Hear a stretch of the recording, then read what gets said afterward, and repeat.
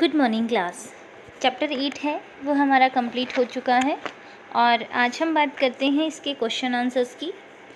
इसमें question number first देखिए। Question number first जो है इसमें आपको क्या करना है, अलग अलग सेंटेंस दे रखे हैं और अगर सही है तो आपको टी लिखना है और गलत है तो आपको एफ लिखना है, यानी ट्रू फॉल्स वाला है।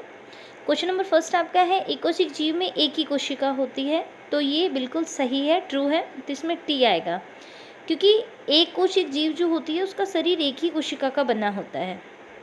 अगला है पेशीय कोशिका शाखान्वित होती है, ये गलत है। पेशीय कोशिका जो होती है वो शाखित नहीं होती है, तो ये एफ आएगा। क्वेश्चन थर्ड है किसी जीव की मूल संरचना अंग है, ये गलत है। किसी जीव की जो मूल संरचना होती है वो कोशिका होती है, यानी मूल जो इकाई है वो क्या होगी, कोशिका होगी, अंग नहीं। इसके बाद अगला है एमीबा की आकृति अनियमित होती है, तो ये बिल्कुल सही है। एमीबा जो होती है उसकी आकृति अनियमित होती है। क्वेश्चन नंबर सेकंड देखो, मानव तंत्रिका कोशिका का रेखांकित चित्र बनाइए। तंत्रिका कोशिकाओं द्वारा क्या कार्य किया जाता है। देखो मानव जो तंत्रिका कोशिका है उसका रफली डायग्राम मैं यहाँ पे बना रही हूँ, तो आपको क्या करना है, उसको फेयर में बनाना है। आपको अगर आप बुक में देखोगे तो आपको इस तरह का डायग्राम मिलेगा और ये इस तरह से, ये अलग अलग 2 या 3 शाखाओं के अंदर बटा हुआ होगा, ये ऐसे, और इसके ऊपर इस तरह से माइलिन का आच्छादन बिछा हुआ होता है और यहाँ पे जो है तंत्रिकाक्ष निकले रहते हैं। आप चाहें तो इनके जो नाम है वो लिख सकते हैं और ये इस तरह से। तो यहाँ पे ये वाला, ये इसके अंदर केंद्रक होगा, इसका नाम केंद्रक है। ये तंत्रिकाक्ष है यानी डेंड्राइड है, ये कोशिकाएं हैं, ये इसका अंतिम सिरा है, ये माइलिन आच्छादन है। ठीक है, तो ये जो डायग्राम है आपकी बुक में दे रखा है, ये डायग्राम आपको बनाना है। और इसके बाद दे रखा है इसमें कि तंत्रिका कोशिकाओं द्वारा क्या कार्य किया जाता है। तंत्रिका कोशिकाएं जो होती हैं वो संवेदनाओं को यानी सूचनाओं को एक स्थान से दूसरे स्थान तक भेजने का काम करती है। इसके बाद क्वेश्चन नंबर थर्ड है, इसमें है इनके ऊपर निम्न पर संक्षिप्त नोट लिखिए। कोशिका द्रव, तो सबसे पहले आप इसकी पोजीशन बताओगे कि कोशिका द्रव कहाँ पाया जाता है। केंद्रक झिल्ली और केंद्रक द्रव के बीच में, केंद्रक के बीच में जो द्रव पाया जाता है उसे कोशिका द्रव कहा जाता है।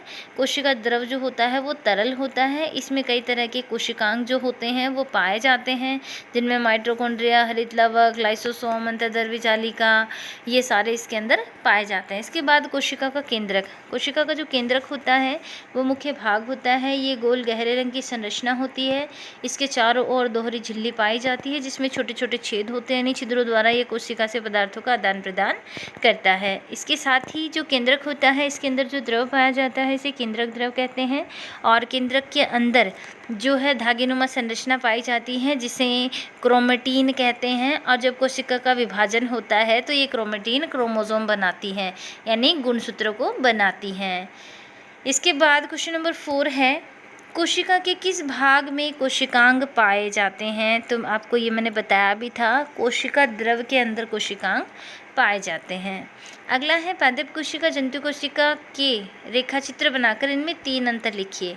तो क्वेश्चन नंबर 5 जो है इसमें आपको प्लांट सेल और एनिमल सेल दोनों का डायग्राम बनाना है और इनमें 3 डिफरेंस लिखने हैं। तो फर्स्ट क्या आ जाएगा, पादप कोशिका होती है उसमें कोशिका भित्ति पाई जाती है जबकि जंतु कोशिका में कोशिका भित्ति नहीं होती। सेकंड, जो पादप कोशिका होती है उसके अंदर हरित लवक होता है जबकि जंतु कोशिका के अंदर नहीं पाया जाता। थर्ड, पादप कोशिका के अंदर रिक्तिका बड़ी होती है जबकि जंतु कोशिका के अंदर रिक्तिका छोटी होती है। इसके बाद क्वेश्चन नंबर आपका है 6, यूकैरियोट्स और प्रोकैरियोट्स में अंतर बताना है।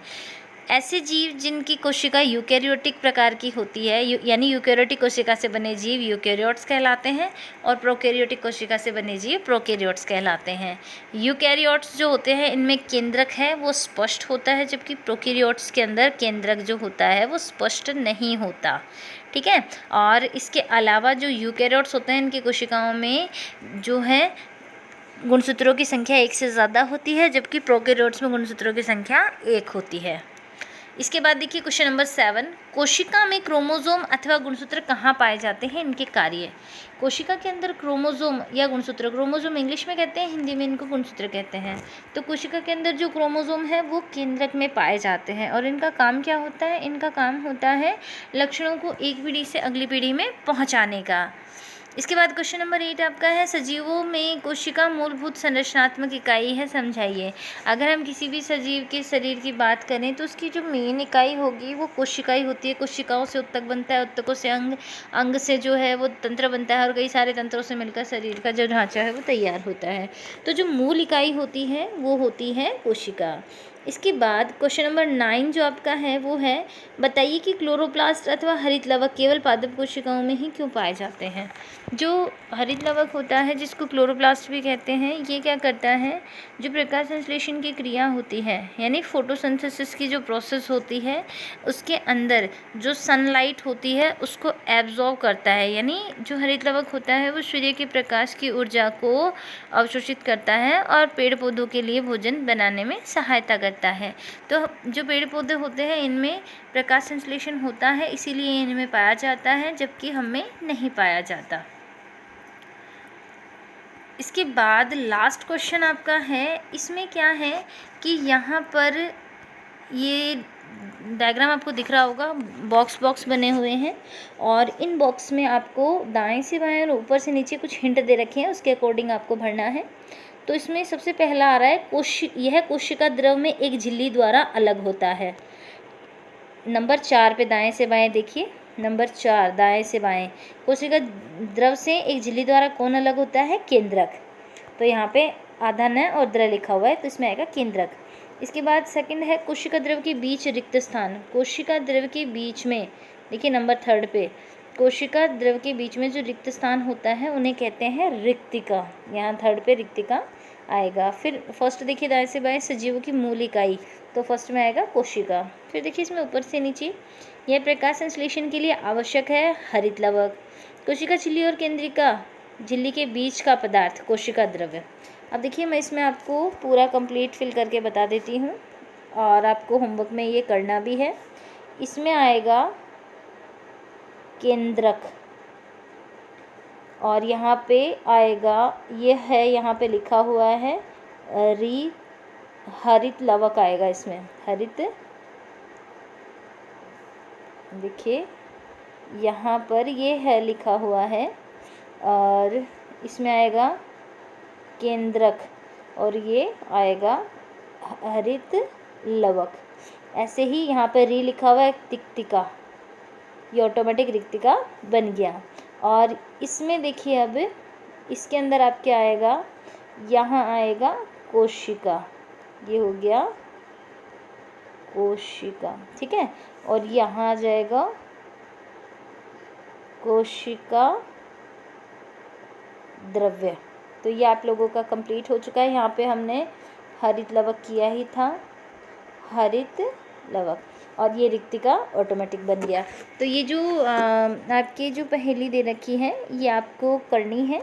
और आज आपको होमवर्क के अंदर देखिए क्वेश्चन नंबर 1, क्वेश्चन नंबर 2, ये 2 क्वेश्चन आपको होमवर्क में करने हैं और बाकी जो क्वेश्चन है वो नेक्स्ट जो हमारी क्लास होगी उसके अंदर आपको होमवर्क के अंदर मिलेंगे। तो आज आपको 2 ही क्वेश्चन करने हैं। किसी भी क्वेश्चन में या टॉपिक में अगर आपको प्रॉब्लम होती है तो आप मेरे से कंसल्ट कर सकते हैं। Thank you.